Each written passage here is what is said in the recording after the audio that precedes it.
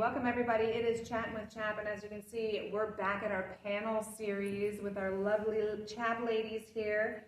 I'm your host, Ginger Wade. We have Sara, Alicia, and Ro joining us again, and today's topic is what is homeschooling. So that might be a big, deep pit of discussion, but we will see where we go with it. But I want to start with what homeschooling is not. And homeschooling is not public school at home. It could be, but why? Why would you do that? So here at CHAP, our rough definition of homeschooling, if you want an outline, is parent-led, privately funded, Christ-centered education and discipleship. That's what we're looking at when we're thinking homeschooling. So we're going to talk about that a little bit, and then we're going to talk a little bit about what our personal homeschools look like, so you can get some ideas. And if there's anything that we actually don't do, but that we remember that others do, we'll share those too. So I'm going to tackle the first part, which is parent-led, which is pretty easy. It's led by the parent. So what that just means is no one else is telling you what you may or may not do. So if you are receiving funds or curriculum or something from someone else and they're saying you have to do this, or your evaluator says you have to do this because your kid is this old or whatever, no, this is parent-led. You are making the decision. So if your decision is you want to send your kid to a hybrid school 2 or 3 times a week and then they're home, that's up to you, but you were the one who made that choice. Or if you're choosing to go to co-op, you can be part of the co-op and maybe part of choosing what curriculum is going to be used there or whatever. Or you stay at home and you choose all the things, or you choose dual enrollment, but you are the one who chose the school that your child's going to be part of. So the whole gist of the parent-led part is you as the supervisor or the parent is the one who is making the decisions for your child's education. It's not based on someone else's ideas or set of what we think children need to know at a certain time or by the time they graduate or whatever. The parent is the one who's deciding what their children need to be learning while they're homeschooling. So the second part is privately funded. So here in the state of Pennsylvania, particularly, we are privately funded. And I know that can be super intimidating for a lot of people, right? That's a big question we get pretty often is, how do you cover the expenses of educating your child? There is a very broad spectrum of where you can land on how much this costs you. And there's a couple different factors, right? There's time. How much time do you have to put into it? If you're doing most of the instruction yourself, you are cheap help, right? So you can do that. If there are bright, shiny, completely put together curriculums that you can pay for, and there is value in that because somebody else did that work for you. Or there's free resources that you can use. It's going to take a little bit more time and energy in order for you to use those, but you can homeschool on next to nothing. And then there's everything in between. Some other, additional costs, if you're doing a drop-off program or if you're doing a co-op where you're volunteering, that's usually a little bit more affordable. Is it something that meets once a month or twice a week? Those costs increase. But you are funding that. But I will say personally for our family, the Lord has always provided for exactly what we've needed. There have been multiple times where, we've run into a situation where where are we going to come up with the funds to do this now? And he has always provided time and time again. And I think he provides for me and he'll provide for you too. So there are some temptations there, right? In other states, there is some funding available, and I know that can look very tempting to people. But as they say, there is nothing that is free. And with those come strings, and you give up some of your freedoms when you start accepting that money. The freedom restriction may not come right away, but it will come, and we've seen that time and time again. So I think that's a beautiful factor of this, is that you can use the resources that are available, and we have a community that shares those resources with people. And I've had friends that have used all of those options across the board, and their children all still make it into adulthood and do amazing things. So you can do it too. You can do it too, and use the resources at your disposal. And sometimes that changes for people too, right? Like you get in different financial positions at different times. You know, we've had families where, you know, the sole breadwinner loses their income. You know, they have a job loss or something. So for that season, homeschooling looks different than what it does at other times. But again, the Lord provides, and those kids learn different things at those different seasons using other things. And the library, if you do nothing else but have the Bible, it's enough. If you can go to the library, it's even better. You know, again, those shiny curriculums are great and they're a great resource, but you can learn a lot just by reading books from the library. Absolutely. All right, so the second part is Christ-centered. Yes, so this is what makes Christian homeschooling different from any other form of homeschooling. And it is really the why behind why you're choosing this crazy lifestyle, because homeschooling encompasses your entire life. It is not just something that you take off the shelf, okay, it's homeschooling time, and then you put it back neatly on the shelf. It bleeds into the rest of your life, just like our faith. So it makes sense that those two things need to be intertwined completely. So Christ is the head of your home. Christ is the head of your homeschool. And Bible is not another subject to check off the list. God's word should be infused in everything that we are learning, because we are learning it through a biblical lens. Everything that we bring into our home, we look at it through the lens of God's word. So Christ-centered, really, the words are so simple, but it encompasses every aspect of your homeschool. So That's a little bit of unlearning for us too, because those of us who went to public school, you weren't allowed to have that in your learning. So at least for me, when I started to Christ-center my homeschool, or was learning, just getting started, I was like, oh, like this stuff is totally different. This is the science, like science, history, like everything's totally different with a biblical worldview, the Christ-centered. So it does make a big difference. Okay, part 4, education and discipleship. That's Ro. Awesome. So I love what Sara talks about in terms of Christ-centered, because I remember when we started homeschooling, it was very important for us that the children knew God, right? And it was very important for us to disciple them and educate them in that way. But just what Sara says, sometimes what that looks like is, we did Bible, we did devotion, check, now let's go do the important subjects, right? But when you have that biblical worldview, what you're teaching is history is not separate from God. Science is not separate. And then you're trying to show the children how God is in the center of all these things. So when you teach history, it's not just memorizing facts. It's not just saying who did this and when did this happen. But it's more like, okay, how does this fit into God's big story? How does this, what do you think God thought about that, right? Because we know that in all this, nothing took God by surprise. But when we try to teach it from a biblical worldview, it puts him in the center, like Sara was saying, in terms of Christ-centered, and then we get to educate them and disciple them in our everyday life. So when I think of education, there's a quote that says, never let academics get into the way of your education, right? So all the different strands, all the different subjects, education is not just about the subjects. It's not just about all those things that you teach and check off the list, but it's about teaching them that biblical worldview. It's about teaching them how to think, the logic piece, the critical thinking. We're talking about life skills. If your child leaves home and they still don't know how to make their bed, something went wrong, right? So when you're educating your children, understand that there's an academic piece, but there are also different things. It may be a language strand.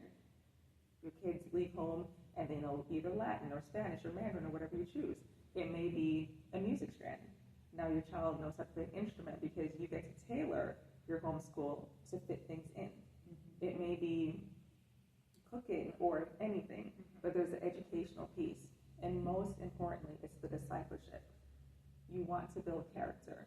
So it's not, guys, cut out the fighting or cut out the playing so that we can do the important stuff. It's no, let me stop the academic piece so that I can disciple my children and talk about love and talk about kindness. And what does God say about that behavior? What does God say about what you're doing?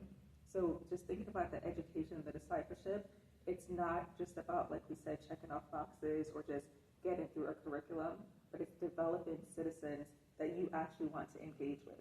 it's making sure that you don't only love your kids, but you like them. Making sure that they like each other, building that family unit. So that's what I have to say about education Yeah, discipleship. absolutely, Ro. With the discipleship portion, that you can't escape. You're going to make a disciple out of your That's children. right.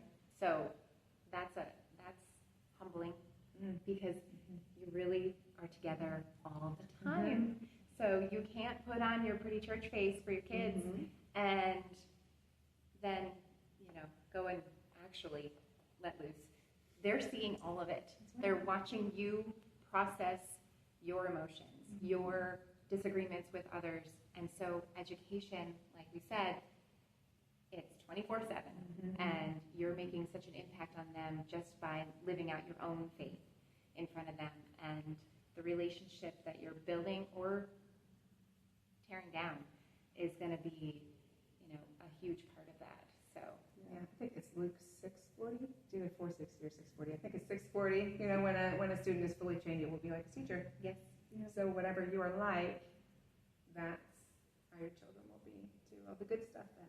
That reminds me of, people always say, it's not what's taught, it's what's caught, right? So you may teach all the things, be kind, exhibit joy, work in excellence, but what are you doing? What are you modeling? Right? which is why we're homeschooling, That's right. because we don't want to trust that To someone what's taught else. is caught to Yeah, someone else. Exactly. It's a heavy burden on us, Yes. but we are the ones who want that burden. Yeah. We And don't can I want to just give it to say, someone else. discipleship is also for us. Absolutely. When I signed up for Absolutely. homeschooling, I thought it was all about the kids, and I'm like, oh, so this is hard schooling for me too. Like, Oh, yeah. I knew that I was going to learn more or learn in a different way, but like from the academic standpoint, you hear people say you redeem your education, but oh boy, was it spiritual development for us too. Whether it's faith or trust or like what we're talking about, modeling that behavior, but God does a work on us too. Yeah, and that's we're commanded, right? Go forth and make disciples. Yes. Right?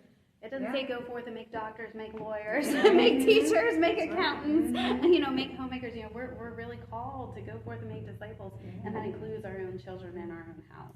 Yeah. And that's where they're going to go. Discipleship is time Yeah. together. Yeah. That's right. I mean, the 12 disciples were with Jesus for 3 years. Yeah. Before they were prepared to do the thing. So Eating, living, all the traveling, time. all the things, all the All things, the the things. good, the bad, and the ugly. Yeah. Okay, so now we're going to transition into a little section where we talk to you about what we do in our own home. So you guys might be like, okay, so that's what's homeschooling, but what does it look like, right? So we're just going to briefly talk about what we do in our homes, and then, like I said, if there's anything that we actually don't do between the four of us, because we actually never had this conversation before, so we don't really know. But if there's something else that's out there that we're aware of, feel free to bring it up then when we're done talking about our day. So let's start at that end, and we'll work our way back to me. So. Sure. Sounds good. So I'll tell you for sure. When I first started, I did not know what it was supposed to look like. I knew I wanted to get my kids out. My husband had talked about it, and we had agreed that we're homeschooling our kids. So what I thought that meant was, okay, so just recreate public school at home, right? So I'm talking about desks and folders and like schedules. Yeah. And all right, so we're starting at this time and we're ending at 2:45 because that's what the public school does. We're just doing it at home. And I'm like, it does not take me that long to teach a kid when you're doing it one-on-one, right? Yeah. And even if you have 5, 6 children, it's not going to take that time. That's more babysitting because the parents are at work. So I had to quickly, like you said, Ginger, unlearn. I had to say, okay, more time doesn't equal better quality. I had to unlearn, kind of like detox, as you were saying.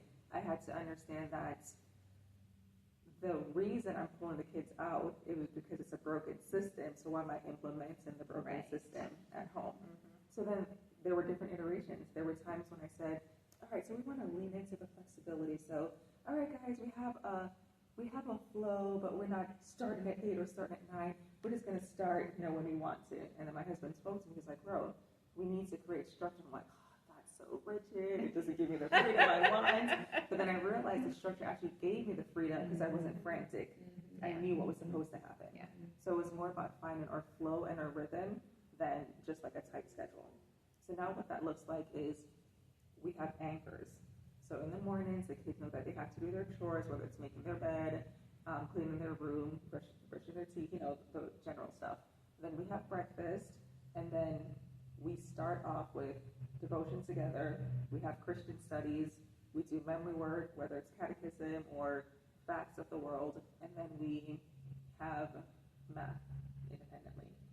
After that, they have a break, and then they have things they do independently. They may watch a Latin video, and then do their worksheet and bring it over to me. Then they have Mandarin, and then they have reading. So they read for 20 minutes because they just spend more time on screens than we would normally like. And then after that, it's lunch. So we used to do something called lit lunch. So we'll have literature. So either I read to them, or we do a round robin, or we do an audiobook where the screen is off, but we're just listening. Or sometimes we actually do the audiobook on the TV, so they're following along the words, which promotes the reading piece. And then after that, they have independent things that they do, and then free time, and then their interest. So then we wrap it up. So there are different iterations, and I think sometimes you still kind of tweak and see what works. But so far we've been doing that. It has a nice flow. It's structured so they kind of know, okay, we just did lunch, so that means we have X amount of time left. So it kind of creates X security, knowing eventually we'll get to something else. So that's kind of how we do it now. Yeah. About you? Yeah. So I'm not doing all that. I love that you are. I really do. I really do love that you are doing all that. So we like live life, right? Like we have things that we're doing. She's the field trip lady. Yeah. Like we're doing things. We're experiencing life. We got things to do, people to see, places to be, and that's worked for us. It would drive some people crazy. So like I don't recommend it for everybody, but for us in our life, this is just kind of how it's been. My kids have never been on the same grade level for every subject. So for us, doing like an all-in-one situation was kind of never, from very early on, would never work out. So we've always had to like piece different pieces together. So we've used curriculum, and we've consistently used the same curriculums over the years, but they've just kind of been at different levels for different things. I love that flexibility because it's really allowed them to succeed. Like I have one kiddo, reading is super hard. It's always going to be very hard for them. But because we homeschool, that kid loves books and loves to read, and that totally would have been squashed out of them. So like my kids love literature and love to be read to and love to read. So literature heavy stuff works real well for them. Which that also takes time, but when you're traveling, when you're on the road, audiobooks are huge for us. We're constantly doing school outside when the weather's nice, because living in Pennsylvania, that's a very short window. So we like to live off that time outside. So I have everything in a basket, and we just kind of haul it out to our deck and do what we can do while the sun shines. We have a schedule we operate on. Some years it's been a little heavier than other years. I do have a color-coded schedule so that they know where we're at on what days. My husband often rolls his eyes at me and says, good luck with that. But it all works out in the end. Usually what gets left is the dirty dishes, right? Like they'll be there waiting for me. And if I leave them long enough, he'll do them for me. When he feels bad for me.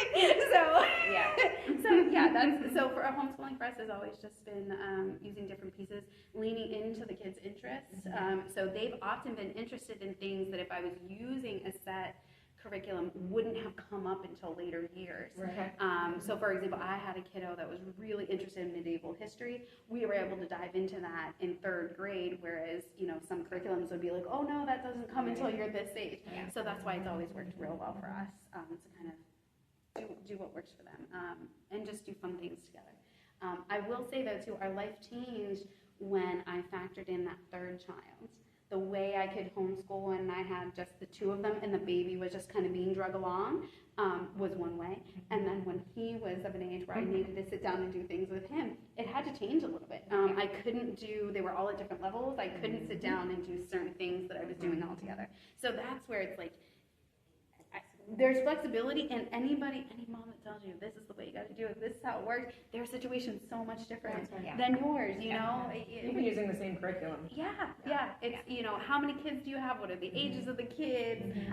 Do you have family support? What's your husband's work schedule look like? All those things come into play. So, that's us. Fun stuff.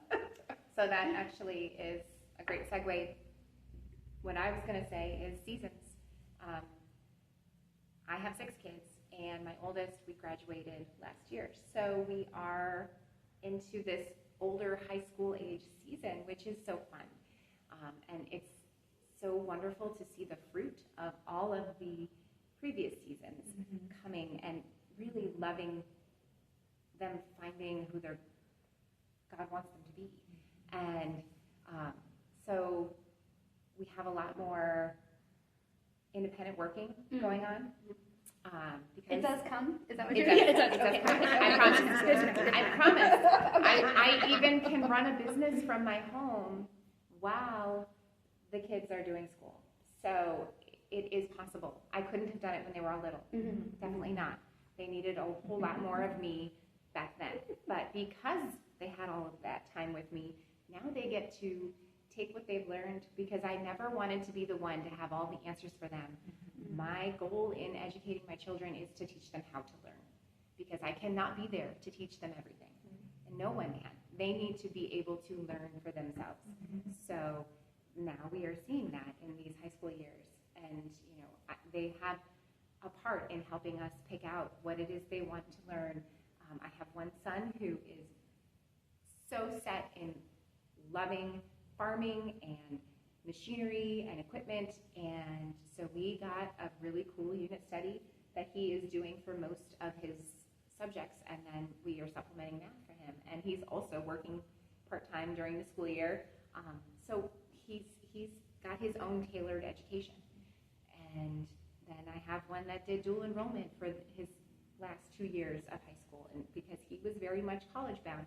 So each one has a different bent, and we are leaning into that and helping them find their God-given gifts and just multiplying them. So I didn't realize it, but so we're going like By age. By Yeah, age here. I So know. I have the most Experience. experience. I also have 6 kids, but I've graduated 3, and so I'm starting year 19. I think this is the beginning of year 19 for me. So there has been a lot of change, metamorphosis, seasons, a lot of unlearning for myself. I was a good student. I worked the system well. Yeah. And it's really hard for a good student to homeschool and let their kids be their kids, be themselves. So that's been a really hard thing for me to learn. Now, like, we do the full package. I mean, my kids do chores, laundry since they're 4 years old. Like they everybody has all the things: cooking, cleaning, toilets. I'm raising adults. I'm not raising children. So you're going to learn responsibility. So, and my oldest 2 are boys. They got jobs at 15. They've always held jobs over the summer. So that's an important part of learning responsibility and life skills and things like that. So I did start out a little more schooly. I don't think we had desks. I don't actually remember. It's been so long. We did. But yeah. So, and you know what? My chiropractor actually told me that homeschool kids have really bad backs because they don't sit in chairs the proper size. So having the children's size desk is actually a good thing for their spine. So take that to heart. So anyway, so we started with like an all-in-one curriculum. Kind of. I've always been eclectic as far as how I'm using things, but we've always done history and science together, and then parsed out the other stuff according to their abilities. But I had to learn, we kind of started on this trajectory, and then younger ones would come along and they weren't where the other ones were, or they couldn't use the curriculum the same way, or it really frustrated them. And I had to be like, I've taught this, I had to get away from, I've taught this before, and you should just be able to do this and breeze through it, come on. I have to adjust this or stop using it. So that's something I had to give myself grace and my kids grace and let them be themselves. I also divorced myself from what everybody said everybody should have in high school. So I've had kids who have not had chemistry. They did kitchen chemistry, which is valuable too, especially if you wanted to be a baker or culinary person. Some things that we felt were important, like biology, they did do biology, but I had a student who was really into soldering and building circuit boards, so that was their science. So I didn't hold myself to what the public school thought would be, the right thing to do. And as far as, bringing them through, some kids hated school. They didn't want to dual enroll. They didn't want to go on, and I had to be okay with that and let them figure it out. So I'm very much an independent, you get your independence and work out your responsibility person. So when they hit junior high, we've always been part of co-op. I was a very social person. I'm getting less as I get older.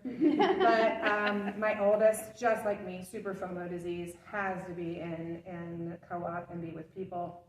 And you need to for the support, especially when your kids are little and you're like, oh my word, there's no way. It changes. My youngest is 10, my oldest is 23. And it just changes. But once they hit junior high, I told their co-op teachers, I'm not doing anything. If there's a problem, you let me know, and I will talk to them. But I'm expecting them to do the work themselves. Unless they have a problem and they don't understand it, then of course I will help them. Right. But they need to learn how to be responsible for it. I'm not doing their homework for them. I know moms who do. Don't do that to your child. And I didn't even get the assignment off the thing and, oh, here's your assignment. Now, it was their responsibility. And I did have some teachers come and talk to me about it. I talked to my kids, they shaped up, and it was fine. But yeah, so the whole purpose is to teach them how to be responsible, right? And to teach themselves how to learn and understand how they learn. I had one daughter had an online science course, and she's like, Mom, don't ever make me do an online textbook again. I hate learning online. So every time I had to buy her books. It was expensive, but you know what? I prefer the books too. So I'm happy to have the books in my house. I'm a book junkie, just like every other homeschooler on the planet. So yeah, I love learning, reading out loud. Steve reads out loud in the evenings. Well, so we had some children who didn't want to sit still when they were sick. So Steve got them to sit still when they were sick by making them sit down and listen to books. So if you have kids that won't sit still when they're sick, start reading to them and make them sit still. But there has definitely been many different iterations and changing, and definitely eclectic. I wouldn't say, if you want to use terms, I'm definitely not an unschooler. I have, kind of fussy about certain things, but everybody has different styles. I think you can hear, like, everybody has a different style and a different thing that works. We had friends whose son had,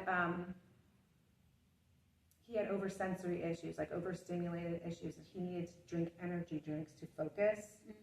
She just kept him on the road all the time. He started ice skating. She said we did most of our homeschooling, academic homeschooling, in the car, and he was skating like hours a day. Wow. And that's what you do to help your child, and he got through and he's doing great. So, you just do what your kids need. Ginger, for perspective, it may help for us to share kids' ages. So I have an 11-year-old and an 8-year-old who's going to be 9, so they're just 2 years apart, and that helps with the family units versus like individual, outside of like math and language and reading. And then I have a baby who's 2.5, who's tearing up the papers as I read it. So how old are your kids? Yeah, so let me think, because we just had birthdays. So let me try to do this. Okay, so I've got one that's 12, that's like 7th grade level, and then I got one that just turned 11, 5th grade, and then I've got one that just turned 8, and he's in 2nd grade. Right? 2nd grade. I think second. Yeah, that's where we're at. Yeah. So I got my oldest is like junior high. So we're just entering that realm, right? Yeah, like, yeah, and even there's other factors too, other than just your homeschooling. It's like, oh well, now like we're in this stage of life where for the first time our kids aren't attending all the same activities together. Yeah. We've got one that's aged out, so like she's got youth group on this night, and they're still doing the Wednesday night kid program and that. So it's like there's certain things that you kind of don't realize are going to pop up, and that's changed the way we homeschool because this one's home on this night and this one's not. So it ebbs and flows. So that's my biggest recommendation to people is be flexible. Be flexible because it's gonna. Do not humble yourself because don't get too confident because the Lord will.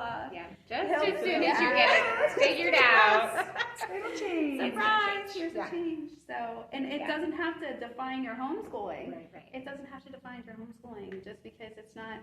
It's not going to be a pretty box wrapped up in a bow. It's gonna be dirty. It's gonna be messy, but good things happen. Yes.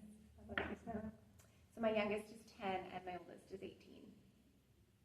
She smacked him in there. Boom, boom, boom. He's doing real tight. So I'm like 23, 21, 18, 16, 13, 10. So when I had babies, my oldest, you get 30 minutes with mom, 30 minutes of individual work that you can do on your own, 30 minutes with the baby. And we rotated. okay, 30 minutes, let's shift, because we needed that structure. Because you do what you got to do. Yes. Now, my girls volunteer during the week at Moms in Prayer as babysitters, and I might stay home and do CHAP work, or I might go along and volunteer, or I might be working with Luke or whatever. So it just totally changes. Yes. Seasons are always changing. And there's so much material out there for your season. There is, and you know, when we had baby number 4 and I was homeschooling the other 3, that year I knew it was going to be tough when we added in the 4th when he was ready to start, more structured school.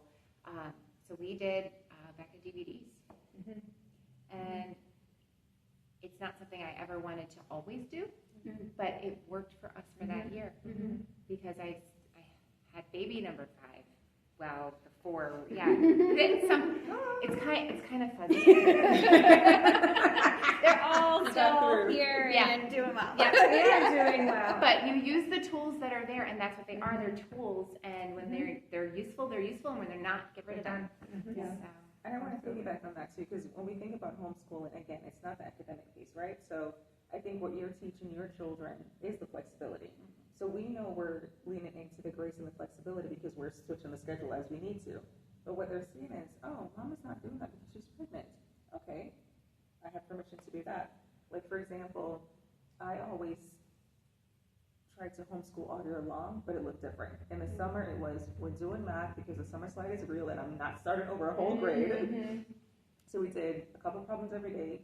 I would say to them, here are 5 problems. You get the first 2 right, you're good for the day. If you get them wrong, then that means you need practice and we work on it together. And then I'll say, this is the book you're reading. They'll choose it. Okay, this is the one you chose, fine. This is the book you're reading until it's done, and then we switch out. So we always did math and reading during the summer, but all the other things we put to the side. And the reason I'm sharing this is because once Labor Day passed, then we'll start back up officially. This year, by the grace of God, I said, I need to get everything in order. So we went through everything, because what I had was piles and piles of history books, just everything organized by subject. But then if I was only doing medieval history, why did I need modern history or U.S. history? So we went through and took out everything that weren't going to be the cycle for the upcoming school year. And everything was organized, because I don't know how many people got derailed by saying, all right, kid, go get a pencil. I can't find a pencil. There are 200 pencils in the house. What do you mean? It's not the right color, though. So I had to get organized. So the point of me sharing all this is, this year we started in August. August 1st, we officially started. We didn't wait for Labor Day.